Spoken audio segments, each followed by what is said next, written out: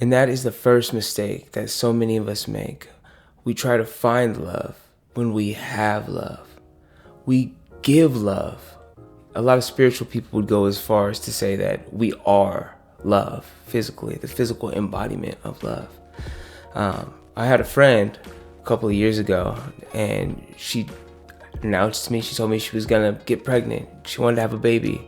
She wanted to have somebody in her life that loved her consistently and undeniably. That's what she said that she wanted. And I seen her about a year later in the grocery store, pale, flushed, just running around, shuffling, just trying to get stuff in the cart, trying to grab some stuff. And I asked her, I was like, how are you doing? And she stopped and she gave me this really long, straight look. And then she was like, I'm stressed. And she didn't even stop to have any more of a conversation with me after that. But she went out of her way to try to create love, or try to find love, and she was willing to undergo all of the burdens of giving up the life that she had and adding an entire life that was totally dependent on her, just to find this thing that we've created that we call love, this sense.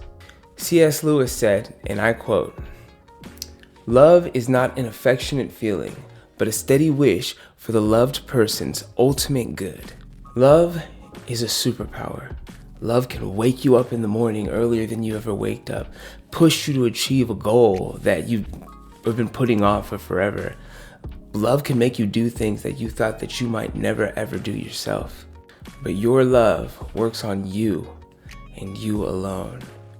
When you have love to give to somebody and you go and you start handing it out, doing all these actions, that way this person can feel love, the person doesn't receive your love. When you act out of love, people don't feel your love. They hear your words and they receive your gifts. And hopefully, if they're emotionally and socially adept enough, they realize why you've done what you've done, and they can connect to, and they can understand that you have love for them. But that love that drives you to do all those things is just for you. The rush that you get when somebody goes out of the way to make you feel love is a side effect of somebody flexing that muscle, that superpower of being able to love and give that love. Love is supposed to be given.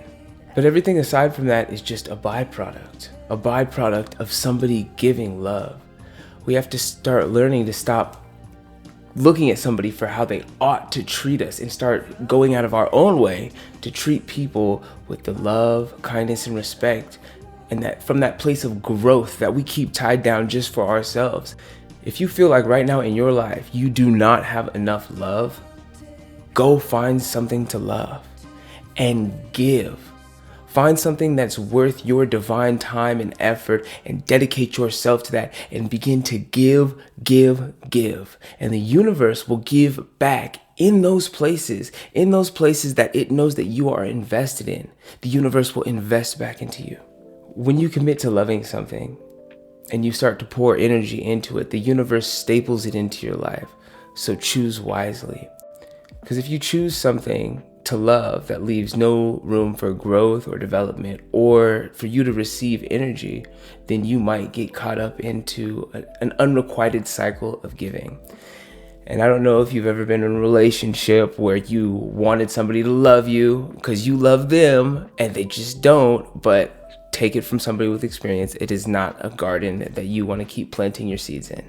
But in light of the new year, I'm actually going to cut this video short. And I'm going to go straight into a stone reading about protecting your energy and seeding your energy into this new year of 2025. Let's get to it. All right, y'all. So since this is the first time that I'm going to be doing this reading with these stones online, I'm going to give you a little brief description. This is your sunstone. It represents your emotions, your social health and frequencies. Next is your moonstone, and it represents your inner self, your mental state of awareness, and your personal goals. It's a very personal stone. Next, we have your temple stone, and it represents the physical world around you and your physical body and wealth. And finally, this is your angel stone, and it represents your higher conscious and your astral being.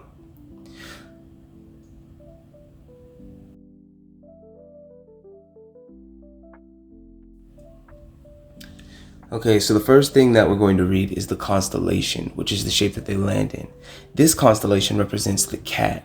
The cat is under the Kaelo deacon and represents the end of the summer and seasonal change. It also represents a love for home and sticking to your instincts, as well as being playful and vulnerable in a comfortable way.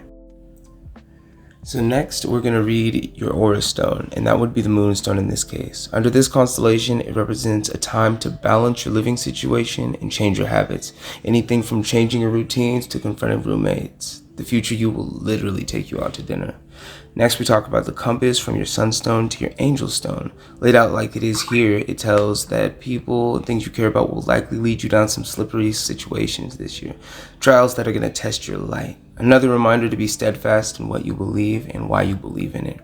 Then we meet our compass from our angel stone to your temple stone. Falling on this side as it is, it reads that there will be times that you feel like you have nothing. And you also have to give up some things that you may have had for years. Next up is the relationship between these two stones in the middle, the temple stone and the angel stone. Their relationship represents manifestation, new life, and true beginnings. Under this particular constellation, it represents a time of adapting your habits into a new lifestyle, either growing or devolving into a new state of existence. And finally, we're going to read the spread of the rocks, which is the sunstone being on the top. The way they fall underneath it, it represents family, fruitfulness, and many social relationships. This could be a pinnacle point to either start or expand endeavors that are family related, connect with other groups of peoples that relate to you, or being pressed into the darker side of this reading and being pushed into giving up many people that you care about. Overall, this reading is telling us to be fruitful this year. Take the time to truly invest in those that are important to you, figuring out where people stand in your life, and spending that self-love to really take yourself to where you want to be. In the comments, let me know one thing that you are committed to this year, to 2025, and something that you're going to go out of your way to make sure to make happen in your life. Also, if you'd like to get your own reading, go ahead and leave that in the comments as well. Make sure to slap that subscribe and like button, and I'll catch y'all in the next video. Yanteros.